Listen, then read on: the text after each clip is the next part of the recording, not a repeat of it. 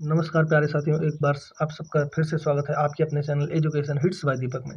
तो दोस्तों, आज का हमारा जो विषय रहेगा वह रहेगा भारतीय राज्य व्यवस्था। तो अगर आपको वीडियो अच्छी लगे तो लाइक, कमेंट, शेयर करें तथा चैनल को सब्सक्राइब करें और साथ में बेल आइकन को प्रेस करना ना भूलें। तो आज का जो हमारा उत्साहवर्धक विचार होगा मित्रों, वो होगा जीवन में सबसे बड़ी खुशी उस काम को करने में है जिसे लोग कहते हैं कि आप नहीं कर सकते। तो आइए चलते हैं इसी विचार के साथ अपने प्रश्नों की ओर। हमारे प्रश्न है मित्रों, ऑप्शन पहला हमारा प्रश्न है जो वह है, भारतीय संविधान की व्याख्या करने वाली अंतिम संस्था कौन सी है? हमारे ऑप्शन हैं ए सुप्रीम कोर्ट, बी संसद, सी लोकसभा, डी राष्ट्रपति। तो हमारा जो सही उत्तर होगा दोस्तों, इसमें होगा ऑप्शन ए सही होगा, सुप्रीम कोर्ट। चलिए अगले प्रश्न की ओर चलते हैं। हमारा अगला प्रश्न है, निम्नलिखित निकायों में किस की वार्षिक रिपोर्ट भारत के राष्ट्रपति द्वारा संसद के समक्ष रखी जाने वाली नहीं है? इसमें ध्यान दीजिएगा, कह रहा है कि रखी जाने वाली नहीं है। तो इसमें हमारा ऑप्शन है ए वित्त आयोग, बी राष्ट्रीय मानवाधिकार आयोग, C public account committee, D UPSC. हमारा जो सही उत्तर होगा मित्रों, हमारा ऑप्शन बी सही होगा, राष्ट्रीय मानवाधिकार आयोग। चलिए अगले प्रश्न की ओर चलते हैं। हमारा अगला प्रश्न है, निम्नलिखित में कौन सा राज्य भारतीय संविधान की 16वीं अनुसूची में नहीं है? हमारे ऑप्शन हैं ए मेघालय, बी मणिपुर, सी मिजोरम, डी त्रिपुरा। तो हमारा जो सही उत्तर होगा दोस्तों, होगा हमारा ऑप्शन बी मणिपुर राज्य भारतीय संविधान की 16वीं अनुसूची में नहीं है। हमारा ऑप्शन अगला प्रश्न है मित्रों, भारतीय संविधान में 10वीं अनुसूची किसके द्वारा शामिल हुई? हमारे ऑप्शन है ए 49वें संविधान संशोधन, बी 52वें संविधान संशोधन, सी 43वें संविधान संशोधन, डी 47वें संविधान संशोधन। तो हमारा जो इसमें सही उत्तर होगा दोस्तों, होगा हमारा ऑप्शन बी 52वें संविधान संशोधन, 52वें संविधान संशोधन। और इसके साथ में आपको बताते चलें कि मित्रों, यह संविधान संशोधन 1985 में, कब? 1985 में राजीव गांधी की सरकार के समय पारित हुआ। इसमें दल बदलू नेताओं की सांसद या विधायक, सांसद जैसे जो सांसद हैं या विधायक हैं, उनकी दल बदलू कार्यक्रम के द्वारा उनको सदस्यता रद्द होने के प्रावधान के बारे में है। मतलब अगर वो दल बदलू वाला काम करते रहेंगे तो उनकी सदस्यता निष्कासित कर दी जाएगी, निरस्त कर दी जाएगी। 1985 से यह संविधान लागू हुआ था। चलिए अगले प्रश्न की ओर बढ़ते हैं। हमारा अगला प्रश्न है दोस्तों, भारतीय दंड संहिता की धारा 375 किससे संबंधित है? हमारे ऑप्शन है ए हत्या, बी गैर इरादतन हत्या, सी लापरवाही के तहत मौत, डी बलात्कार। तो हमारा जो सही उत्तर होगा दोस्तों, होगा ऑप्शन डी बलात्कार। आपको बताते चले मित्रों कि 375 में, धारा 375 में जो है वो बलात्कार की परिभाषा है। इसकी बलात्कार की परिभाषा, इसकी डिफिनीशन दी हुई है। और इसके बाद की जो धारा है, यानी कि धारा 376 की, इसमें बलात्कार के बाद जो दंड प्रावधान है उसकी व्याख्या है। दंड प्रावधान है, प्रावधान की व्याख्या है मित्रों। चलिए अगले प्रश्न की ओर बढ़ते हैं। हमारा अगला प्रश्न है, भारतीय संविधान में 11वां मौलिक अधिकार कौन से संशोधन के बाद जोड़ा गया? हमारे ऑप्शन हैं ए 42वें संविधान संशोधन, बी 43वें संविधान संशोधन, डी 86वें संविधान संशोधन तथा डी 89वें संविधान संशोधन। तुम्हारा जो ऑप्शन सही होगा मित्रों, वो ऑप्शन सी 86वें संविधान संशोधन के बाद 11वां मौलिक अधिकार जोड़ा गया था। और आपको साथ साथ बताते हैं दोस्तों कि 86वां संविधान संशोधन जो है वो 10 मौलिक अधिकारों के बाद 10 मौलिक अधिकार, जो पहले 10 मौलिक अधिकार थे दोस्तों, वो कब जुड़े थे? वो जुड़े थे 1976 में। कब जुड़े थे? 1976 में। उसके बाद 42वां संविधान संशोधन जब हुआ मित्रों, 42वें संविधान संशोधन के बाद जुड़े गए थे ये सब। किस संविधान संशोधन के बाद? 42वें संविधान संशोधन के बाद। और जो बाकी 11वां हमारा है, जो अभी हमने पढ़ा कि हमारा जो 11वां है, 11वां मौलिक अधिकार, वो जुड़ा, 11वां मौलिक अधिकार ये जुड़ा था 86वें के बाद, 86वें संविधान संशोधन के बाद। किस सन में जुड़ा था? ये 2002 में जुड़ा था। कब जुड़ा था दोस्तों? ध्यान रखिएगा, 2002 में 86वां। पहली चीज़ कि 86वें संविधान संशोधन 2002 में हुआ और 11वां मौलिक अधिकार भी 2002 में 86वें संविधान संशोधन के बाद जोड़ा गया। तो चलिए अगले प्रश्न की ओर बढ़ते हैं। हमारा अगला प्रश्न दोस्तों, भारतीय संविधान का 52वां संशोधन किससे संबंधित है? हमारे ऑप्शन है ए सरकारी क्षेत्रों की नौकरियों में आरक्षण का प्रावधान, बी त्रिपुरा के स्पेशल राज्य का प्रावधान, सी मताधिकार की आयु 21 से 18 वर्ष करने का प्रावधान, डी राजनीतिक दल बदल के विरोधी प्रावधान। तो हमारा जो सही उत्तर होगा दोस्तों, होगा ऑप्शन डी राजनीतिक दल बदल के विरोधी प्रावधान। और साथ में आपको बता दें, यह जो है 52वां संविधान संशोधन 1985 में पेश हुआ।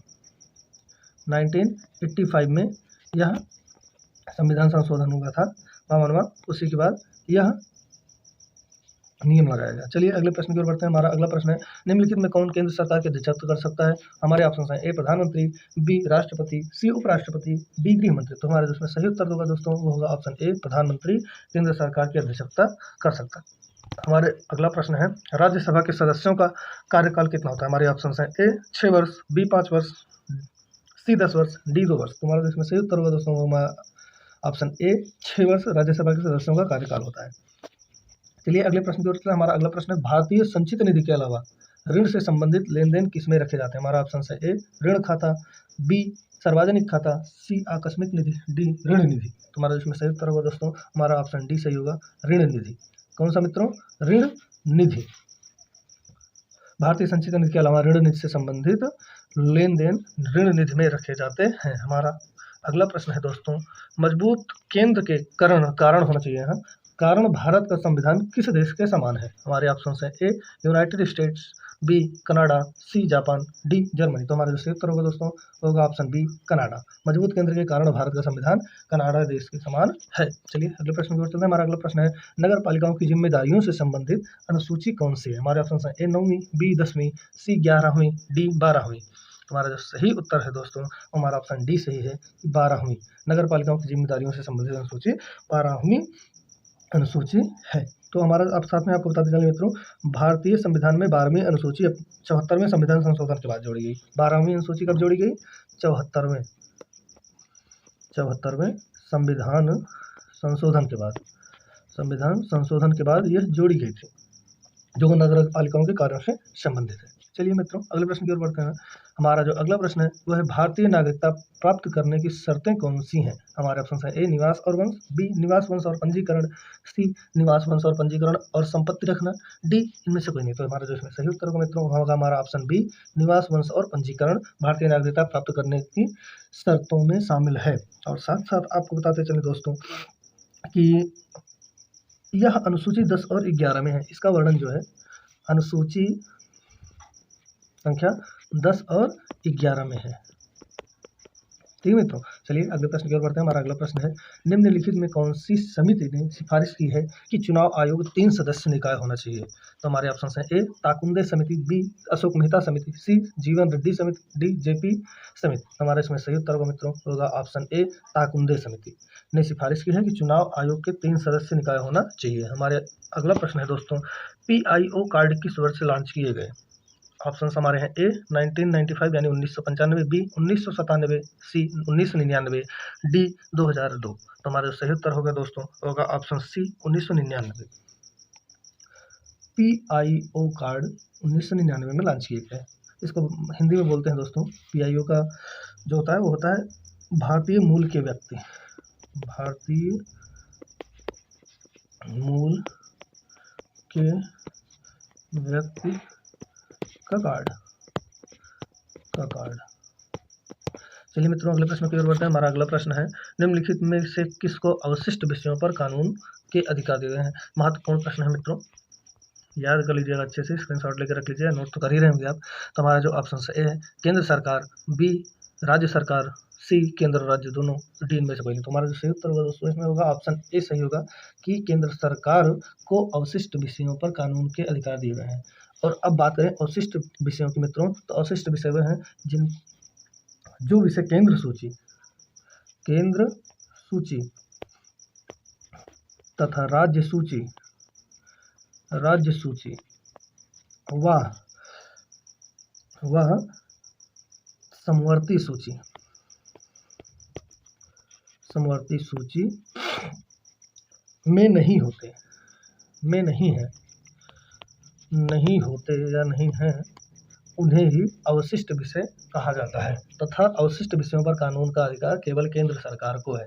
फिर से पढ़ लीजिएगा कि अवशिष्ट विषय वे हैं जो केंद्र सूची में तथा राज्य सूची में व समवर्ती सूची में नहीं होते, वही अवशिष्ट विषय कहलाते हैं। चलिए अगले प्रश्न की ओर बढ़ते हैं। हमारा अगला प्रश्न है, मताधिकार की आयु 21 वर्ष से घटा के 18 वर्ष कब की गई? हमारे ऑप्शन है 1983, बी 1985, सी 1989, डी 1990। तो इसमें सही उत्तर होगा मित्रों ऑप्शन सी 1989 में मताधिकार की 21 वर्ष से घटा करके 18 वर्ष की गई। आपको बताते चले 21वें संविधान संशोधन के अनुसार भारत में वयस्क मताधिकार की आयु 21 वर्ष से घटा के 18 वर्ष कर दी गई।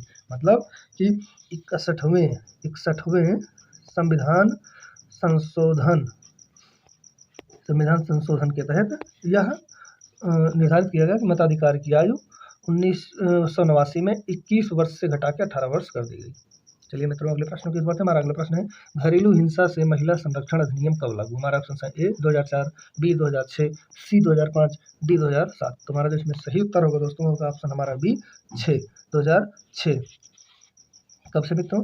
ऑप्शन बी हमारा है 2006। तो हमारा इसमें सही उत्तर होगा मित्रों 2006 से घरेलू हिंसा से महिला संरक्षण अधिनियम लागू हुआ। और आपको साथ में बताते चलें कि यह 2005 में संसद में पारित हुआ। कब? 2005 में संसद में पारित हुआ। संसद में 2005 में पारित हुआ। यह अधिनियम 26 अक्टूबर 2006 को लागू हो गया। कब? 26 अक्टूबर 2006 को लागू हो गया। तो याद रखिएगा मित्रों, घरेलू हिंसा से महिला संरक्षण अधिनियम 2006 में लागू हुआ, 2005 में संसद में पारित हुआ है तथा 26 अक्टूबर 2006 को यह पूर्णतया लागू कर दिया गया। हमारे अगला प्रश्न है मित्रों, वह है केंद्रीय हिंदी समिति का अध्यक्ष कौन होता है? हमारे ऑप्शन है ए भारत का राष्ट्रपति, बी भारत का प्रधानमंत्री, सी भारत का उपराष्ट्रपति और डी भारत का संस्कृति मंत्री। तो हमारा जिसमें सही उत्तर होगा दोस्तों, हमारा ऑप्शन बी भारत का प्रधानमंत्री सही होगा। तो मित्रों चलिए अगले प्रश्न की ओर बढ़ते हैं। हमारा अगला प्रश्न है और लास्ट प्रश्न है, संविधान 100वां संशोधन विधेयक निम्नलिखित में से किससे संबंधित? बहुत ही मोस्ट इंपॉर्टेंट प्रश्न है मित्रों, याद कर लीजिएगा, अति महत्वपूर्ण प्रश्न है कि संविधान 100वां संशोधन विधेयक निम्नलिखित में से किससे संबंधित है? हमारे ऑप्शन है ए असम विधानसभा में एससी और एसटी का प्रतिनिधित्व, बी 8वीं अनुसूची में नई भाषाएं, सी राष्ट्रीय न्यायिक आयोग की स्थापना और डी एंटी डिफेक्शन लॉ। हमारा जो सही उत्तर होगा मित्रों, इसमें हमारा ऑप्शन बी 8वीं अनुसूची में नई भाषाएं, यह ऑप्शन हमारा सही होगा मित्रों। तो आशा करता हूँ आप सबको वीडियो अच्छी लगी होगी। वीडियो अच्छी लगी तो वीडियो को लाइक करें, कमेंट करें, शेयर करें तथा बेल को प्रेस करना न भूलें। आज के लिए बस इतना ही मित्रों, आप सबसे विदा लेता हूँ। जय हिंद, जय भारत, धन्यवाद।